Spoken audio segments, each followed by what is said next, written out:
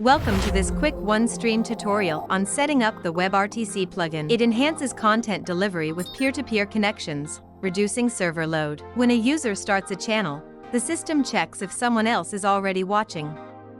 If yes, it connects directly to that peer. If not, it automatically switches to HTTP or HTTPS, keeping the stream uninterrupted. Before using the WebRTC plugin, install it and deploy a tracker. Set it up in your branded app panel and host it on a VPS for optimal performance. Configuring the tracker.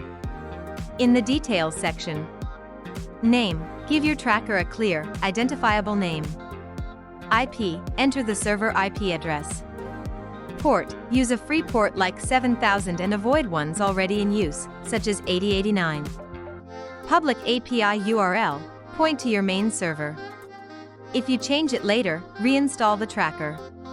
Status. System controlled, don't modify. Debug.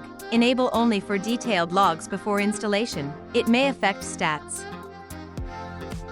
SSH IP is the server's IP address. SSH password, the root password for that server. The port used for SSH connections. These details allow the system to deploy the tracker automatically to your server.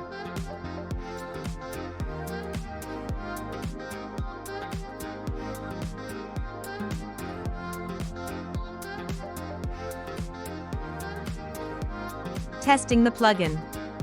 Once the plugin is installed, you can test it using the debug page.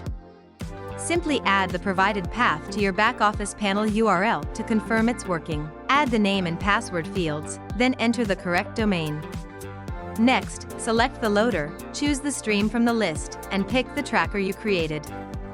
Once everything is set, click Load Play Links. The system will automatically generate a link for you. Click it and you will preview the live stream and a connection will be made to the tracker.